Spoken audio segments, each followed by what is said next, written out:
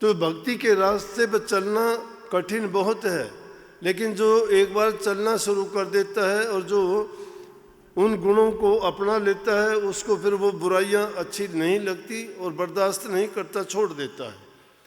कितने ही लोग आके इसी तरह से कहते हैं कि जी मैं शराब छोड़ना तो चाहता हूँ लेकिन छूटती नहीं है। ये बात कितनी अजीब बात कहता है, छोड़ना चाहता हूँ छूटती नहीं है। तुम छोड़ना तो पता नहीं क्या क्या चाहते हो, लेकिन जो छोड़ना चाहते हो छूट जाता, क्या नहीं छूटता। अपनाई किसने थी? किसी ने आपको नहीं पकड़ा है, खुद पकड़ने वाले हो, खुद ही छोड़ने वाले हो। बात क्या है कि हमने उसको उनके बस कर दिया है, उसके आदत से हम मजबूर हो गए हैं और इतना हमारा मनोबल गिर चुका है कि हम अब उससे बदलना नहीं चाहते हैं। लेकिन इंसान के अंदर, खुद के अंदर इतनी ताकत है, वो जो चाहे कर सकता है। इन छोटी मोटी चीज़ों का तो क्या छोड़ना, क्या अपनाना। और जब हमें ये पता है कि कोई चीज़ हमारा नुकसान करती है तो उसको छोड़ने में हित है तो छोड़ ही देना चाहिए। अब सीधी बात, अगर ज्ञान ध्यान अभ्यास की, नाम के सुमरण की, आध्यात्मिकता की बात कही जाए तो कहाँ से करोगे?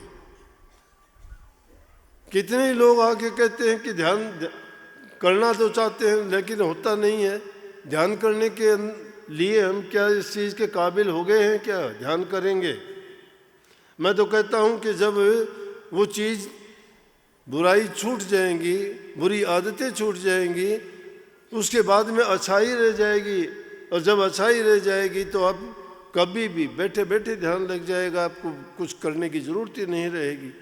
आपका चिंतन ही सत्य हो जाएगा, झूठ और कपट की बातें ही आपको अच्छी नहीं लगेंगी। अगर आप कोई की हुई बातें भी अगर याद आएंगी, आपको आत्म गलानी हो जाएगी, अपने आप से गलानी होगी कि मैंने ऐसे कर्म किए हैं। सच्चा बनना बड़ा कठिन है, यथार्थ की बात सुनना भी कठिन है। अगर रोचक बात कोई नाच गाना यहाँ हो जाए, आप 6 घंटे तक बैठे रहोगे। बल्कि अगर आपको मल मूत्र का त्याग का भी प्रेशर होगा तो भी नहीं जाओगे, बैठे रहोगे यहाँ। लेकिन जहाँ सत्संग होगा वो थोड़ी देर में उगता जाओगे। क्यों उगता जाओगे? कि हमें उन चीज़ों का रस और आनंद नहीं आता है। वो रस और आनंद उन्हीं को आएगा जिन्होंने उस सत्य को जान लिया और पहचान लिया। हमें रस आता है इंद्रिय भोगों का। जो इंद्रियां लगी हैं, रूप रस गंध के आदि जिनके हैं, जिनको जिन चीज़ों का स्वाद और आनंद आता है, उनको वो चीज़ मिलती है, उसी में खुश रहते हैं। लेकिन सबने बड़े जोर दे के कहा है कि इंसान के ये दुश्मन हैं, ये इंसान को उसके सत्य के मार्ग पर चलने से रोकते हैं, हटकते हैं, भटकते हैं। इंसान जानता भी है, कहता भी, एक वाणी में आता है कि मेरे बुरे कर्म ही मुझे आपसे मिलने नहीं देते, जब मैं मिलना चाहता हूँ मुझे रोक लेते हैं। बुरे कर्म रोक लेते हैं, उसको नहीं जाने देते अच्छाई की ओर। लेकिन जो उन कर्मों को पीठ दे देता है, उनको छोड़ देता है, तो फिर वो अच्छाई के मार्ग से उसको रोकने वाला कोई नहीं है। जो इस भक्ति की ओर चले, उनको किसने रोक पाया बताओ? मीराबाई को कौन रोक पाया? अपने हजूर महाराज जी को कौन रोक पाया? उनके पिता नहीं रोक पाए। लाख प्रयास किए, पिटाई तक किया करते थे, एक से एक आगे से आगे काम बता देते थे ताकि ये सत्संग में ना जा पाए। कहीं इधर उधर और कहीं ऐसे साधुओं की मंडली में या कहीं कोई भी ऐसी गोष्ठी हो वहाँ ना जा पाए, ये इन्हीं कामों में उड़ जा रहे।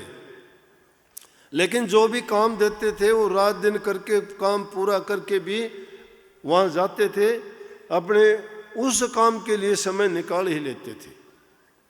जो उस सच्चाई की खोज में निकला, क्यों कौन रोक पाया?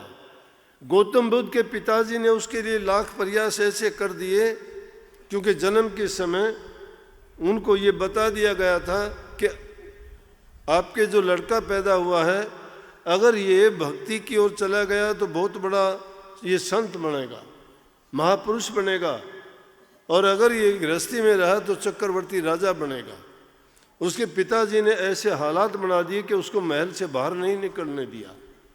संसार के सारे पदार्थों की बहुतायत से बहुतायत वहीं पेश कर दी सारी चीज़ें, कि वो उस ऐस आराम में, उस माया के आडंबर में ही फंस के इंद्रिय भोग रसों में ऐसा उलझ जाए कि भक्ति की ओर उसका मन ही ना जाए। लेकिन जिनके नसीब में, कर्म में पूर्वला लेख जिनके लिखा है और जिनकी लंबी दौड़ और ऊंचाइयों की ओर पहुंचना चाहते हैं, उनको कोई रोकने वाला नहीं। वही महात्मा बुद्ध, शादी कर दी गई, पत्नी घर में आ गई, बच्चा हो गया, और उसके बाद उनके पिताजी ने सोचा कि अब कहीं जाए, कुछ भी करे, कोई नहीं। और एक दिन सारथी के साथ घूमने के लिए निकलता है और उसी दिन उसको वही अपना पुराना जिस कार्य के लिए दुनिया में आया था वो याद आ जाता है, और उसकी यादगार ताज़ा हो जाती है। किसी बुजुर्ग को, किसी बीमार को, मरे हुए को, तीन अवस्थाओं को देख के इंसान की उन्होंने सोच लिया कि जब इंसान का जीवन ही यही है तो फिर मैं इस दुनिया के पचड़े में क्यों पड़ूं?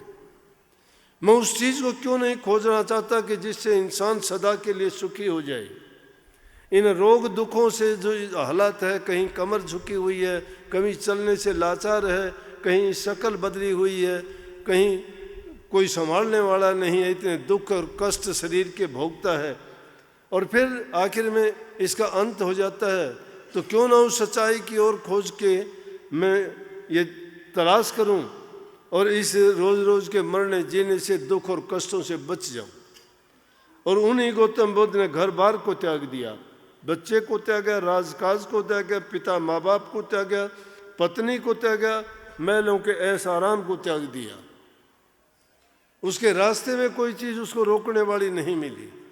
आप हमारे संत वाणी चैनल को सब्सक्राइब करें, वीडियो को लाइक करें, शेयर करें, और हाँ, बेल आइकन पर क्लिक करना बिल्कुल ना भूलें, ताकि हमारी किसी भी वीडियो की सूचना सबसे पहले आपको मिले।